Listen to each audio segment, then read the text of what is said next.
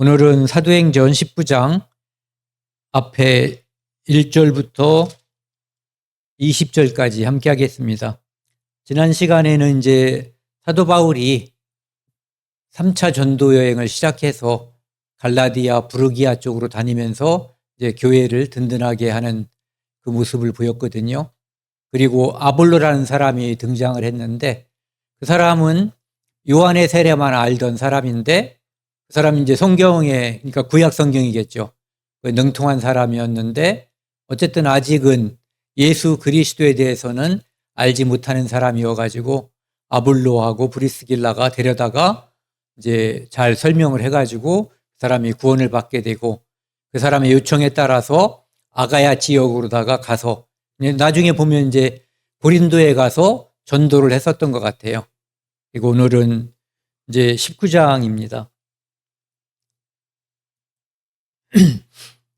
19장 1절부터입니다. 아볼로가 고린도에 있을 때에 바울이 윗주방으로 다녀 에베소에 와서 어떤 제자들을 만나. 그러니까 아볼로는 고린도에 아가야로 간다고 했는데 이제 아가야에 우리가 지난 시간에 이렇게 들었던 큰 도시들이 이제 아덴하고 고린도, 그다음에 갱그리아 항구 도시가 있었던 거죠. 근데 어쨌든 아볼로는 지금 고린도에 가서 이제 교회를 든든하게 세우는 그런 일을 하고 있을 때 바울은 윗지방, 그러니까 여기 윗지방이라고 하는 것은 이제 소아시아 지역에서 윗지방이니까 뭐 갈라디아 윗지방, 뭐 본도라든지 뭐 그런 지역일 수가 있겠죠.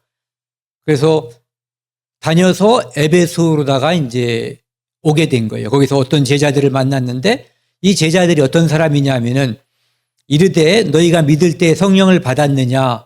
바울이 이렇게 물어본 거예요. 이것은 근본적인 질문이잖아요. 오늘 우리한테는 아주 쉬운 질문이에요. 우리가 구원받을 때 눈으로 보이지 않지만 가시적으로 성령이 보이지 않지만 우리는 그때 성령을 받은 거잖아요. 그러니까 그걸 물어본 거예요.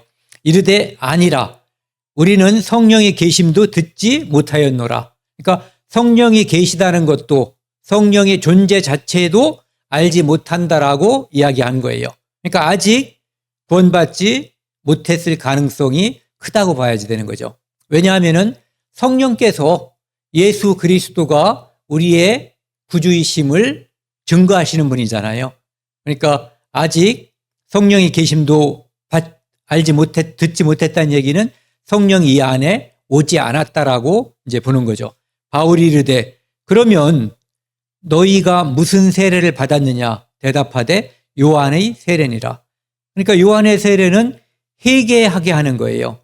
회개해서 회개한 다음에 예수 그리스도의 세례, 즉 예수 그리스도가 십자가에서 우리의 모든 죄를 짊어지고 죽으심과 부활하심, 그리고 승천하시고 다시 오실 것, 그것까지를 알려주는 거죠. 그것이 믿게 되면은 비로소 예수 그리스도를 믿게 되는 거예요. 그런데 이 사람들은 아직 예수 그리스도를 받아들일 준비가 어떻게 보면 이제 완료됐다고 하는 그 정도 상황에 있는 거예요.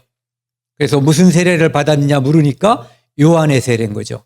요한은 회개하라, 천국이 가까이 왔느니라. 그래서 예수 그리스도를 받아들일 수 있는 회개까지 이르게 된 거예요. 여기 마태복음 3장에 여기 먼저 보시면은요. 아까 말씀드렸던 고린도전서 12장 말씀. 이 성령으로 아니하고는 누구든지 예수를 주시라 할 수 없느니라. 즉 사도 바울이 너희가 성령을 받았느냐라고 물어봤을 때 이제 아니다. 우리는 성령이 있는지도 모른다라고 이야기한 것을 요 구절을 대입해서 그대로 생각을 해보면 예수 그리스도가 우리 안에, 성령이 우리 안에 와야만 예수님이 누구인지 깨닫고 믿게 되는 거죠. 그러니까 우리가 성령이 눈으로 보이진 않지만 우리에게 그분이 성령께서 오셨기 때문에 우리가 예수님이 내 죄를 위해서 십자가에서 죽으시고 부활하시고 승천하시고 다시 오실 것까지 믿어지게 해준 거예요. 그분의 역할이 우리 안에서 그것을 하신 거죠. 그러니까 성령의 사역이 이루어진 거예요. 성령께서 오셨기 때문에. 그리고 마태복음에 보면은요, 이 성령에 대해서 예수님께서 설명을 하는데, 누구죠? 요한. 나는 너희로 회개하기 위하여 물로 세례를 베풀거니와, 요한이 제자들에게 설명을 하는 거예요. 그러니까 요한의 세례는 요거죠. 회개하기 위한 물 세례인 거예요. 내 뒤에 오시는 이는 나보다 능력이 많으시니 나는 그의 신을 들기도 감당하지 못하겠노라. 그는 성령과 불로 세례를 베푸실 것이요. 이렇게 돼 있어요. 그래서 예수님께서 오시는 것, 예수님의 사역을 우리한테 믿게 해주시는 것은 바로 성령의 역할이거든요. 그것을 우리는 흔히 성령 세례라고 부르는 거예요. 그런데 여기서 이제 많은 교회 다니시는 분들이 오해하고 있는 부분이 뭐냐면은 불로 너희에게 세례를 베푸실 것이다 라고 해서 이렇게 툭 치면 뒤로다가 발랑발랑 나자빠지고 그 다음에 불세례를 받았느니 불세례를 받아야 되느니 라고 말하는 것이 이 성경 구절을 오해하기 때문에 생기는 거거든요. 왜냐하면은 이 성경 말씀은 12절만 읽어보면은 그게 무슨 말씀인지 여기서 말하는 불로 세례를 베푼다고 하는 것이 무슨 뜻인지 쉽게 이해할 수가 있어요. 그런데 여기까지 딱 끊어서 그렇게 교리를 확산시키는 거죠. 나쁜 방향으로. 손에 키를 들고 자기의 타작마당을 정하게 하사 알곡은 모아 곡간에 들이고 성령 세례를 받은 사람들은 알곡인 거예요. 그래서 모아서 곡간에 들이는 거고 쭉정이는 나중에 이 불세례 받는 사람이 쭉정이거든요. 쭉정이는 꺼지지 않는 불에 태우시리라. 그러니까 예수님은 이 땅에 영생을 주기 위해서 오셨고 영생을 받아들이지 않는 사람은 불세례를 받는 거예요. 그것은 영멸에 처해지는 거죠. 그래서 이 부분을 오해함으로 인해서 자꾸 이렇게 불세례니까 뜨거운 거를 받아야 된다라고 말을 하는 경향이 있는 거죠. 이 에베소는요, 전에 우리가 이제 봤었는데 이렇게 아데미상, 아데미 신을 이제 숭배하는 그런 도시거든요. 이 아데미 신을 숭배하기 위해서 지었던 그 큰 신전이 있었대요. 그것이 고대의 7대 불가사의에 속할 정도로 어마어마한 규모의 이제 신전이 있었다는 거죠. 지금은 이제 나중에 지진에 의해서 거기가 이제 다 회파되고 흔적만 남아 있는데 예전에는 지금 우리가 이렇게 볼 수 있는 요거 있잖아요. 요거 아시죠? 어딘지. 파르테논 신전. 이거에 몇 배가 되는 그런 어마어마한 규모였었다는 거죠. 그래서 대략 이거 뭐 중요한 건 아닌데 간략하게 보면은요. 파르테논 신전은 이제 아테네에 있는 거고 아데미 신전은 에베소에 있는 건데 이 규모만 보자고요. 규모가 길이가 70m, 너비가 31m, 면적이 2170제곱미터. 그리고 이 아데미 신전은 길이가 115m, 너비가 55m, 면적이 6325. 이것은 이제 바닥 면적인데 높이까지 따지면 훨씬 더 커지겠죠. 그래서 대략 파르테논 신전의 3배 정도 되는 그런 규모였다는 거 하는 거예요. 그러니까 어마어마한 규모죠. 그러니까 에베소 사람들이 이 아데미 신전에 대해서 또 아데미 신에 대해서 가지고 있는 좋은 건 아닌데 그들 나름대로는 자부심이 있었던 거예요. 대단한 것을 우리가 소유하고 있다라고 생각을 한 거죠. 이 아데네 아니죠. 이제 지금은 아데네가 아니라 에베소. 지금 에베소는 폐허가 돼가지고 사람이 살지 않는 곳이에요. 그냥 관광지로 사람들한테 이렇게 알려져 있는 그런 곳이죠. 주민이 없어요. 그런데 이렇게 기둥들 이런 걸 보면은 예전에 어느 정도로 대단한 도시였는가를 짐작할 수 있죠. 그래서 그 학자들이 예전에 사도 바울이 이 에베소에 방문했을 당시에 인구가 한 20만에서 25만, 어떤 사람들 한 30만까지도 보는 그 정도로다가 대단히 큰 도시였다고 얘기해요. 그리고 그 당시에는 이렇게 바다에서 항구 도시이기 때문에 직접 배가 닿을 수 있었는데, 오늘날에는 그 앞에가 다 이제 뭐라 그러면 막혔다고 그럴까요? 앞에. 그래가지고 배가 직접 들어갈 수 없는 곳이 됐어요. 여기는 그 켈수 도서관이라고 하는 건데, 이 도서관의 규모만 봐도 그 당시 여기에 사서가 뭐 15,000권인가 12,000권인가 그렇게 있었다고 전해진대요. 지금은 없고, 이것은 이제 한 기원 후 2세기쯤에, 그러니까 사도 바울이 방문했을 때는 이 도서관은 아마 없었을 거라고 하지만, 어쨌든 지금은 그 당시에, 그러니까 2세기에, 서기 2세기엔 있었고 지금은 사라진 도서관인데 상당한 규모였다는 거죠. 그리고 이제 뒤에 보면은 사람들이 그 바울하고 그 일행을 잡아가지고 이렇게 끌고 가려고 일부 몇 사람은 이제 끌고 갔잖아요. 거기 보면 극장이라는 표현이 나오는데 그 극장이 아마도 여기일 것이다라고 추정이 하는 거죠. 고대 시대에 지금부터 약 2000년 전에 2만 5천 명 정도가 들어갈 수 있는 공연장이면, 극장이면은 대단히 큰 도시여야만 되는 거죠. 그래서 이 정도 규모의 극장이, 공연장이 지금도 이제 물론 이거 어느 정도 이제 보존 작업을 거친 거지만 지금 이 정도 규모의 극장이 지금도 존재하고 있는 거예요. 바울이 이르되 요한의 세례를 베풀며 백성에게 말하되 내 뒤에 오시는 이를 믿으라 하였으니 이는 곧 예수라 하거늘. 세례 요한이 아까 얘기했잖아요. 나는 그의 끈을 묶기도 이제 여의치 않은 그런 존재다라고. 그러니까 나는 아무것도 아닌 거고 그분이 대단하신 분이다. 그분이 성령과 불로 세례를 주는 그런 분이다라고 하는 것을 얘기한 것처럼 이제 바울이 이야기하는 거예요. 왜냐하면 이 사람들은 요한의 세례만 알고 있는 사람들이잖아요. 그러니까 요한의 제자였을 가능성도 있는 거죠. 어쨌든 백성에게 말하되 내 뒤에 오시는 이를 믿으라. 즉 요한은 자기는 세하여야 하겠고 예수 그리스도 그분은 성화해야 되겠다라고 얘기했거든요. 그를 믿으라 했으니 곧 요한이 증거한 그분이 내 뒤에 오시는 그분을 바로 예수라고 요한의 세례만 알고 있는 사람들에게 이제 본격적으로 예수 그리스도를 소개하고 복음을 증거하는 거죠. 그래서 바로 효과가 있었어요. 그들이 듣고 주 예수의 이름으로 세례를 받으니.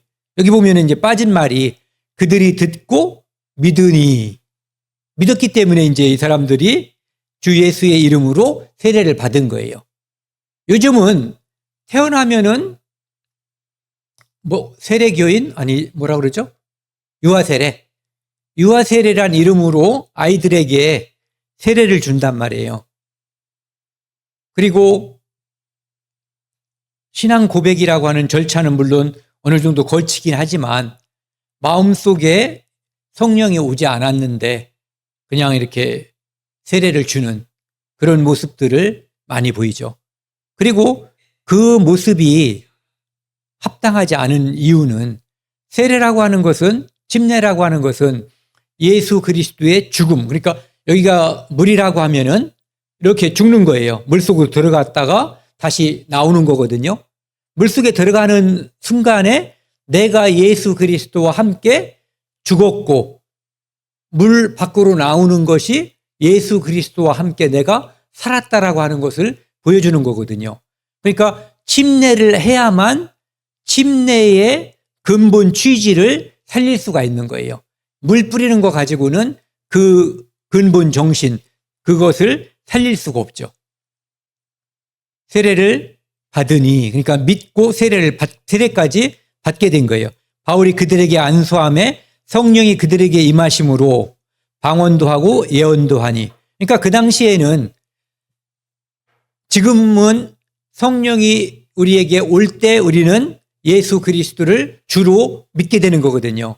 근데 이 당시에는 특별하게 성령의 모습으로, 성령이 어떤 비둘기 같은 모습이라든지 눈에 가시적인 모습으로 사람들에게 보여줘서 성령이 임하고 있다는 것을 알려줬던, 그러니까 과도기적인 그런 모습인 거거든요. 그래서 안수하니까 그때 성령이 이렇게 그들에게 임했다라고 이야기하고 있어요. 그래서 방언도 하고 예언도 했다. 지금은 방언도 하고 예언도 하는 것이 성령 받은 그 당시엔 이것이 증거였어요. 그렇죠? 근데 지금은 그것이 아니어도 이 안에 내가 예수 그리스도를 구주로 믿기만 하면은, 아니 믿을 때에 성령이 오는 거예요. 그래서 이 사람들이 12쯤 됐다라고 하는 거죠. 그러니까 에베소에서 요한의 세례만 알던 사람들에게 예수 그리스도를 믿게 하고 세례를 줬고 그들에게 방언이 임하고 예언이 임했는데 12사람쯤 됐다라고 기록하고 있어요. 바울이 회당에 들어가 석 달 동안, 여기 보면은 에베소에서는 다시 또 회당에 들어가죠. 그러니까 갱그리아에서 머리를 깎고 이제 그 서원한 것이, 맹세한 것이 이제 거기서 해제가 된 거잖아요. 그러니까 다시 유대인의 회당에 들어가서 복음을 전하는 거죠.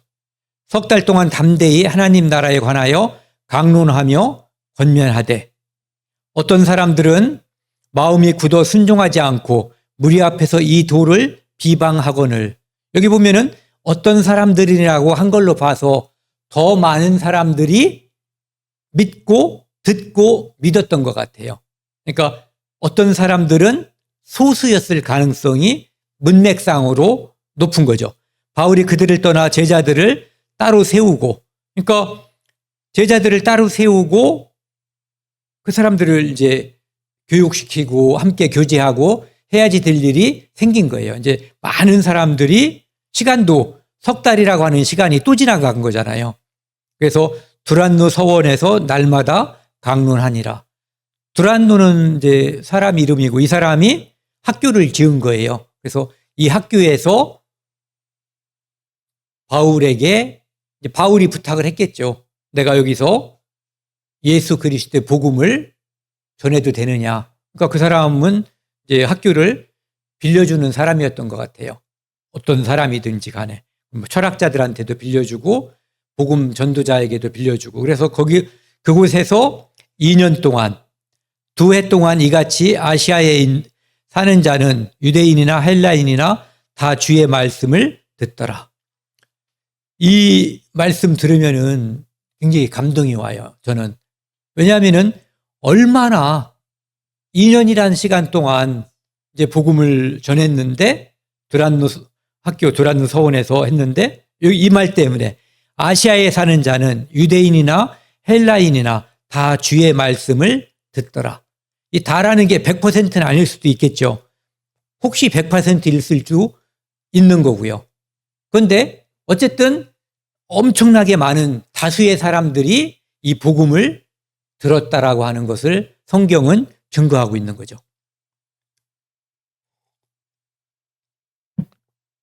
이 사도 바울이 에베소에서는 오랜 시간 동안 투자해서 복음을 전했잖아요. 왜 에베소에서는 그랬을까 생각을 하고, 또 그거에 대한 이제 짐작을 할 수 있는 게 고린도전서 16장에 보면은, 이 고린도전서는 에베소에서 고린도에 보낸 편지잖아요. 사도 바울이. 그런데 나중에 이제 사도 바울이 고린도에 편지를 보내면서 내가 마케도냐를 지날 터이니 마케도냐를 지난 후에, 위에가 마케도냐고 아가야 지역에 고린도가 있으니까 윗지방을 거쳐서 아랫지방을 이제 갈 거다, 이런 얘기를 하는 거죠. 너희에게 가서 혹 너희와 함께 머물며 겨울을 지낼 듯도 하니. 그러니까 겨울 동안에 이제 고린도에 머물 계획을 이야기하는 거죠. 이는 너희가 나를 내가 갈 곳으로 보내어 주게 하려 함이라. 그래서 그곳에서 사도 바울과 고린도 성도들이 함께 교제하고 이제 나중에 이렇게 안녕할 때 이 사람들의 전송을 받고 싶다라는 그런 얘기를 하는 거예요. 이제는 지나는 길에 너희 보기를 원하지 아니하노니, 잠깐 들리지 않고 그곳에서 꽤 머물기를 바란다는 얘기를 하는 거예요. 이는 만일 주께서 허락하시면 얼마 동안 너희와 함께 머물기를 바람이라. 그래서 편지를 쓰면서 내가 그곳에 가면 상당 기간 동안 너희와 함께 교제하고 은혜를 나누기를 원한다라고 하는 것을 편지에 쓰고 있죠. 그러면서 내가 오순절까지 에베소에 머물려 함은, 에베소에서 이렇게 길게 머무는 이유 중에 이런 게 있어요. 9절은 같이 읽겠습니다. 내게 광대하고 유효한 문이 열렸으나 대적한 자가 많음이라. 그러니까 에베소에 어마어마하게 복음을 들을 사람들이 많이 있는 거예요. 그래서 광대하고 유효한 문이 열렸어요. 그러니까 듣는 사람들이 어마어마한 거죠. 그런데 반대자도 있지만 전해서 듣고 예수 그리스도를 구주로 영접하는, 인정하고 믿는 그 사람들도 많이 있기 때문에 내가 이 일을 에베소에서 먼저 하고 그 다음에 여기 일이 어느 정도 마무리되면 고린도로 가겠다라고 하는 것을 고린도 전서 16장에서 이야기하고 있는 거죠. 그러니까 고린도 지역에 있는 성도들은 바울이 우리 선생님께서 여기에 오실 것이고 그리고 상당 기간 머물 계획을 갖고 있다라고 하는 것을 이 편지를 받고 이제 기대를 하게 되겠죠. 11절입니다. 바울이 손으로 놀라운 능력을 행하게 하시니, 하나님이 바울의 손으로 놀라운 능력을 행하게 하시니, 심지어 사람들이 바울의 몸에서 손수건이나 앞치마를 가져다가 병든 사람에게 얹으면 그 병이 떠나고 악귀도 나가더라. 하나님께서 사도들에게 이런 능력을 주신 이유는 복음을 전하게 하기 위해서예요. 많은 이유를 댈 수 있지만 하나만 대라면 복음을 전하기 위해서. 이 능력이 바로 하나님으로부터 왔다고 하는 것을 사람들에게 증거하기 위한 것이죠. 그리고 그것이 증거된, 그것이 믿어진 사람들에게 예수 그리스도가 구세주임을 증거하려고 이제 능력을 주신 거예요. 이에 돌아다니며 마술하는 어떤 유대인들이 시험 삼아 악기 들린 자들에게 주 예수의 이름을 불러 말하되 내가 바울이 전파하는 예수를 의지하여 너희에게 명하노라 하더라. 그러니까 바울을 통해서 능력이 전해지니까 어떤 마술하는 유대인이 시험 삼아 이제 자기는 장난이 아니라 간절했을지도 몰라요. 내게도 저런 일이, 내게도 저런 능력이 주어진다면 얼마나 좋을까 생각을 하면서 이제 예수의 이름을 불러 말한 거죠. 내가 바울이 전파하는 예수를 의지하여 너희들에게 명하노라. 그런데 그들은 그 안에 성령이 있는 사람도 아니고 하나님을 실질적으로 힘입는 사람도 아니기 때문에 능력이 임할 수가 없는 거죠. 이 성경에는 보면은 표적에 대해서 많이 이야기하고 있어요. 마태복음 16장은 예수님께서 표적을 원하는 사람들, 그 사람들을 악하고 음란한 세대라고 이야기하고 있어요. 왜? 예수님께서 표적을 많이 보여주셨거든요, 실제로. 그런데 그들은 그것을 보고 믿는 것이 아니라 또 다른 표적을 구했거든요. 그러니까 그들은 많은 표적을 보여줘도 믿으려고 하지 않는 거예요. 믿으려는 마음이 없기 때문에 이렇게 악하고 음란한 세대라고 이야기하는 거고, 그런 사람들에게는 더 이상 표적을 보여줘도 소용이 없는 거예요. 그래서 그들을 떠나가셨다라고 말씀하고 있어요. 그리고 마태복음 24장 24절에는 나중에 이제 적그리스도가 등장하고 그럴 때 보면은 거짓 그리스도들과 거짓 선지자들이 일어나 큰 표적과 기사를 보여 할 수만 있으면 택하신 자들도 미혹하리라. 유대인들, 하나님의 백성이라고 하는 선민들도 그들이 유혹할 거라는 거예요. 무엇으로? 표적과 기사를 가지고. 그러니까 표적과 기사를 보여주면 믿겠다라고 하는 사람들은 거짓 선지자, 거짓 증인에 의해서 그 영혼을 약탈당할 가능성이 매우 높은 거예요.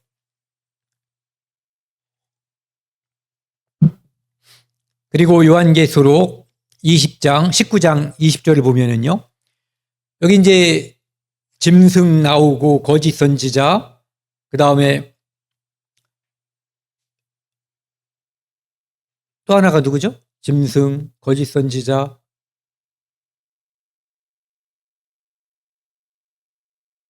그냥 나중에 지나가요. 네. 짐승이 잡히고 그 앞에서 표적을 행하던 거짓 선지자도 함께 잡혔으니 이는 짐승의 표를 받고 그의 우상에게 경배하던 자들을 표적으로 미혹하던 자라.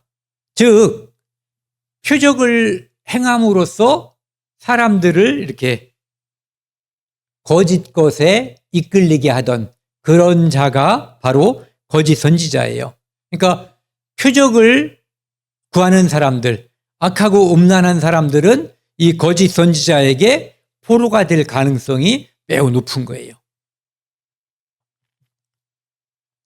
고린도서 11장에 보면은 이제 어떤 사람들, 그러니까 거짓 일꾼들이죠. 자기를 그리스도의 사도로 가장한다라고 되어 있어요. 그리고 사탄도 자기를 광명의 천사로 가장한다고.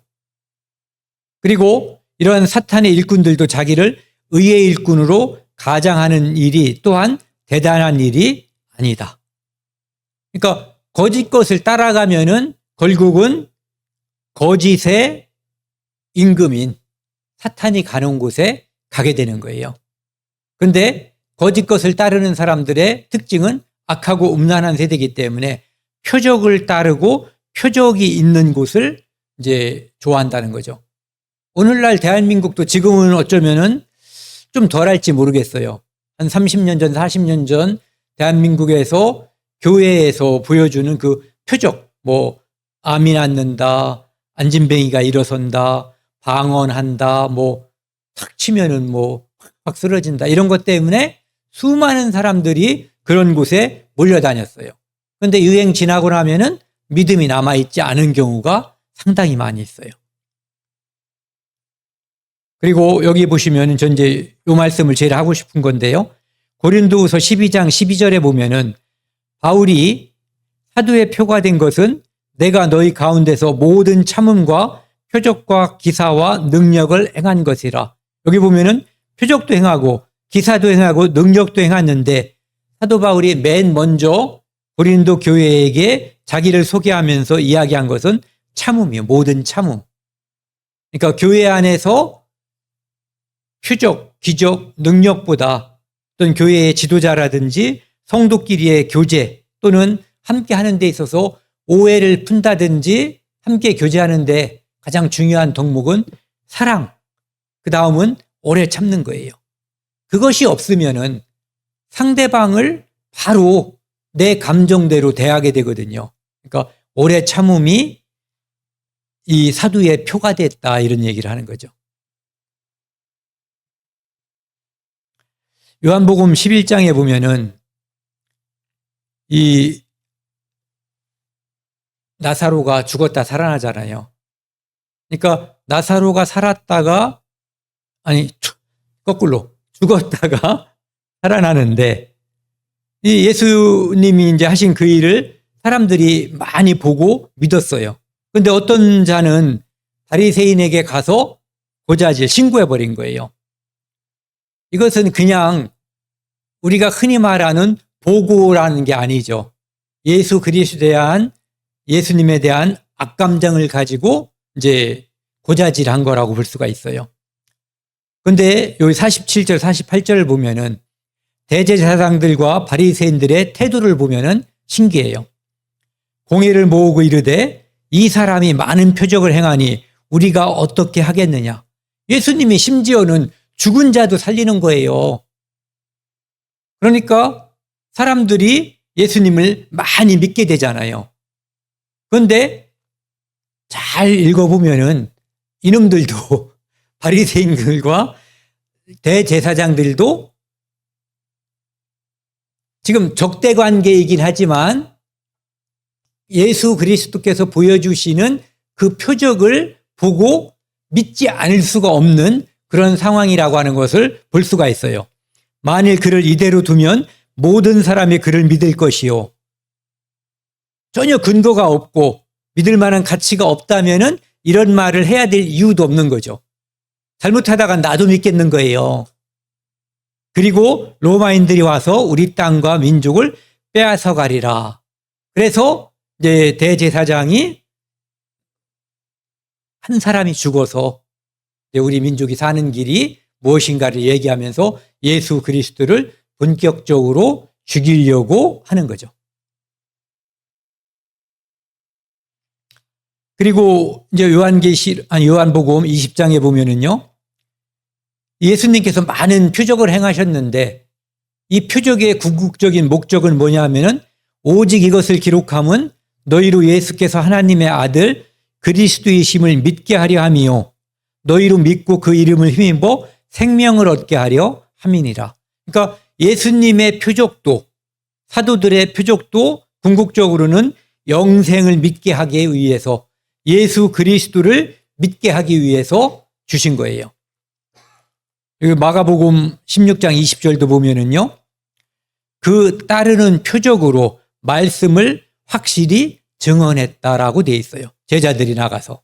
그러니까 그 표적을 사람들이 신기하게 바라볼 때 이 표적이 내 능력이 아니라 바로 예수님께서, 하나님께서 주신 그 능력이라고 하는 것을 이야기한 거죠.